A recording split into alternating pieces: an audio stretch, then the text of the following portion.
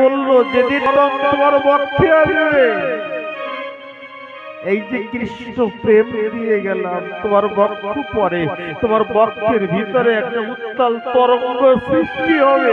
তুমি সেদিন জানতে পারবে আমার নরোত্তম আমার বক্ষ পরে।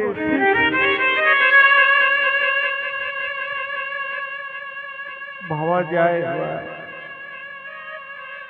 কোনদিন ভেবেছেন যিনি ভাগবত বর্ণনা করেছেন এই জগতে, সুখদেব মহামণি পরমহংস কুলতিলক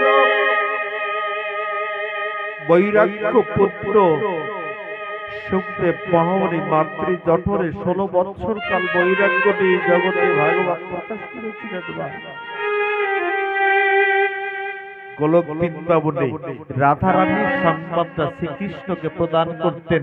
শ্রীকৃষ্ণের সংবাদটা রাধারানীর কাছে যখন প্রচার করতেন, রাধারানীর চোখের জলে ভাসত, এমন করে চোখের জল পড়ত।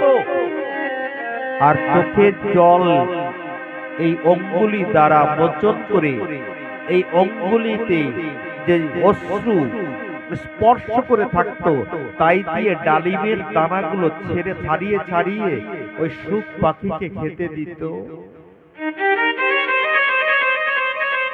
কার অশ্রু? শ্রীমতী রাধা রানীর অশ্রু নিপতিত হতো। কখন জানেন? কৃষ্ণ কথা শুনে যে অশ্রু প্লাবিত হতো, রাধারানী এমন করে অশ্রু মোচন করে সে আঙুলে লেগে থাকতো অশ্রু, কৃষ্ণ নামে বিগলিত হওয়া অশ্রু, সেই অঙ্গুষ্ঠ দ্বারা ডালিমের দানাগুলো ছাড়িয়ে সুখ পাখির মুখে দিত।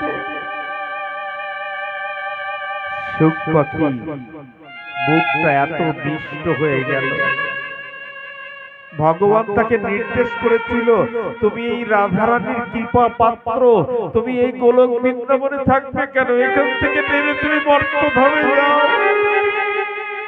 আর মর্তধামে যে ভাগবত পিপাসু, ভাগবত গঙ্গায় যে স্নান করতে চায়, তাকে তুমি তোমার সুমিষ্ট বচন দ্বারা তুমি তাদের দুঃখ নিবারিত করে এসে যাও। এই সুখ পাখি গোলক বৃন্দাবন হতে নেমে এসেছিল। ঠিক তদ্রূপের ন্যায় আবার মহাপ্রভুর পিচকারির ন্যায় জল প্রবাহিত হতো, নিপতিত হতো। গৌর ভক্তরা ধরে রেখেছিলেন কৃষ্ণ প্রেমে বিগলিত হওয়া অশ্রু, পদ্মা নদীর বক্ষ পরে দিয়ে বললেন, যেদিন আমার নরোত্তম আসবে, তুমি আমার নরোত্তম কৃষ্ণ প্রেম গচ্ছিত করে রেখে দিয়ে গেলাম তোমার বক্ষ পরে। যেদিন আমার নরোত্তম তোমার বক্ষে আসবে, তুমি কৃষ্ণ প্রেম প্রদান করে।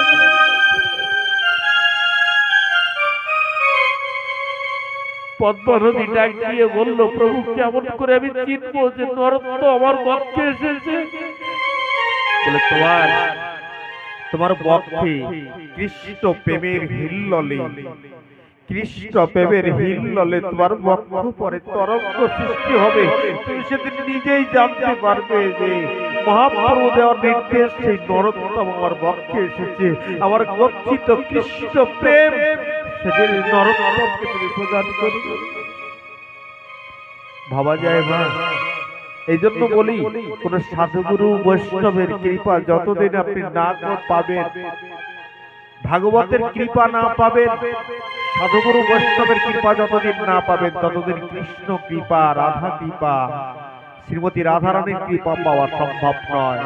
আমার চৈতন্য মহাপ্রভুর কৃপা পাওয়া সম্ভব নয়।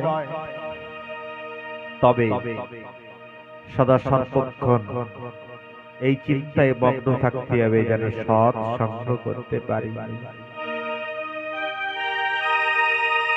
আর সেই নরোত্তম দাস ঠাকুরের ভজন লীলা এমন কলম দিয়েছেন, এমন সুন্দর সুন্দর কথা তিনি জগতে প্রকাশ করেছেন, ভাবান্ত। এই নরোত্তম দাস ঠাকুর যখন বৃন্দাবনের মাটিতে গিয়েছিলেন, তার গুরুদেবের নাম কি জানেন? তিনি হচ্ছেন লোকনাথ গোস্বামী। কোন লোকনাথ? স্বরগোস্বামীর পূর্বে লোকনাথ গোস্বামী এবং ভূগর্ভ গোস্বামী দুইজন বৃন্দাবনের মাটিতে গিয়েছিলেন। দুইজন বৃন্দাবনের মাটিতে গিয়েছিলেন